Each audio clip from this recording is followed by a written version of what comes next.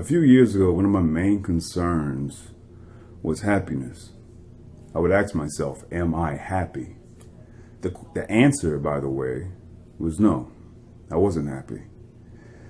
This was about when I was 25. Right now I'm 35. And the reason why, and even prior to that, the reason why I was so curious about this am I happy question, I was so curious about it because everybody around me, literally virtually everyone that I would observe and study, they didn't seem fulfilled. They didn't seem truly happy. And so it was a true, genuine curiosity on my part. It's like, okay, well, then what's happiness then? If having money doesn't necessarily make one fulfilled, that's another way to look at it too, because we need to really define what we mean by happiness to ourselves. For me, I was talking about a kind of fulfillment. But what really started it was the fact that I would have sex with women. I'd pursue women constantly. I would get them, so to speak. Then I'd feel empty. Woman, emptiness. Woman, emptiness. And so then I was like, okay. If this is one of the highest highs that I'm experiencing. And then after I experienced some low lows. So this is clearly not the way to live for myself. So then what's fulfillment? What's happiness? And I remember I read a lot of scripture. I was trying to do all kinds of things. Health. What's happiness? What is fulfillment? What I found out when it came to like what the answer is, it was a very underwhelming solution to what happiness was. And it wasn't what I thought at all. I did not know that happiness was also a sense of internal stability. I didn't know how unstable internally I actually was. Now, yes, I was experiencing the emptiness and whatnot, but I didn't realize how many other negative experiences were happening until I evolved more and started stepping towards more positive experiences, more fulfilling experiences and feelings and modes of being. It's kind of what I often say is you don't realize how much you feel like shit until you change your diet, you change your lifestyle. And then you start to see that, oh, you feel so much better. You're like, oh, wow, I feel like shit before. I didn't even realize it. It's all very, very, very relative. So the underwhelming answer to what is happiness, or rather how to achieve that consistent kind of quote unquote happiness, I call the 4 pillars. I realized that there is something prior to happiness that one needs to have, or that it'd be in your best interest to have.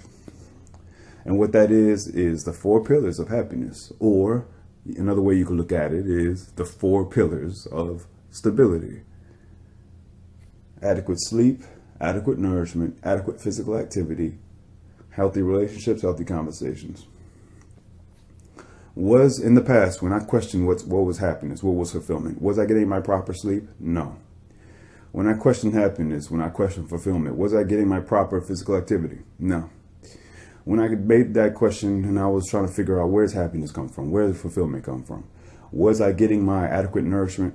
Yeah, I had that one. I was getting that one, but even that was still not right. And then the 4th one, healthy conversations or healthy relationships. Did I have that? I did and I didn't. So I had about 1 out of the 4 pillars up and running, up and solid. But then as I made efforts to acquire all 4 of those pillars, sleep, nourishment, physical activity, healthy conversations, I found that I was like, I feel stable, I feel fulfilled, I feel happy. Because on top of that, there is a perspective in all of this. But that perspective is even hard to achieve. That the mental gymnastics the philosophical point of view, the outlook on life is difficult to even have that be stable unless you're getting your sleep, your nourishment, your physical activity, and you have healthy conversation. Healthy conversations, healthy relationships is probably one of the biggest ones for some people. It's probably one of the most insignificant aspects for some, and probably one of the most significant ones. Everybody has their own hurdle. Some people, physical activity is one of the hardest things to achieve in a healthy, consistent, appropriate way for you. For some other people, it'll be your nourishment. A lot of people sleep. I remember myself. I was demonizing sleep. I was stigmatizing sleep. I was like a child. I must stay up. I gotta stay up, and I wasn't even aware of it. You know, it felt like I was losing something, or as many of us feel. I was talking to my brother from another about this before, and he mentioned this. This is how many people feel. You don't want to go to sleep because it feels like you're just right back at the nonsense the next day. You want to enjoy, but a lot of what brings you to that good place is very counterintuitive. In a way, it's counterintuitive. Because there's a lot of bullshit inside of us that's blocking us from seeing clearly. And there's a lot of bullshit that we entertain that's blocking us from seeing clearly. But am I happy was a question that I would ask, and it dictated very much so my behavior, my decisions. And I will say, like, it's a question that I haven't asked myself in a while, that I don't tend to ask myself. And the reason why is because the answer is yes. Am I happy? An emphatic yes. I don't even think about it anymore because for like the past 2 years, I've had a stable kind of happiness. Now he's like, okay, happy, but what's with all the complaining, the griping, the grievances? Well, that's because despite feeling fulfilled, feeling happy with my everyday, like if I never had to go on social media again, let's say somehow it was revoked from me or something, I'd probably be the happiest I've ever been. To be honest, social media is a terrible, terrible place. I'm not going to lie. It's fucking stupid. People care about stupid shit. People talk about stupid shit. People don't, I mean, some people do share some amazing, awesome, wholesome things and things that are good for us. No doubt, no doubt. But other people, you've been had. Social media has fucking, it's not even your fault. The power of that shit, the interface of it, the roulette gambling like nature of how the slot machine like mechanisms that they've implemented to grab our attention, it is highly mentally invasive and highly mentally manipulative. Highly. I ain't mad at it, man. It's like, hey, they found a way to take advantage of a particular facet of our minds and people are just eating it up. It is what it is, man. And it's like, it's not the worst thing in the world because social media could also be used for more good. You could be talking about things that actually contribute to your overall well-being, to other people's well-being. We could be inspiring each other. We could be talking about things like, am I happy? I was talking to my brother Steve yesterday and we were just, talking for like fucking 4 hours. But one thing is just, I was telling him, I was like, man, we just don't, like, when do we ever, I'm talking about we as a society, when do we ever sit back and talk about happiness, love, like for real, for real? We're laziest, but those subjects don't need to be discussed. We know it already. We know about it. No, you fucking don't. No, we don't. We haven't defined it. We haven't talked about it. We haven't computed it. And that's why our shit's so dysfunctional.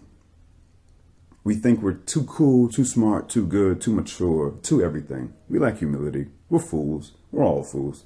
But let me throw this back out there, though. Am I happy? It is a question worth asking yourself because many of us, when we ask that question, when the answer is no, you actually have so many options, so many resources, so much opportunity to salvage what you might consider to be lost time. You can get that shit back. It's fine.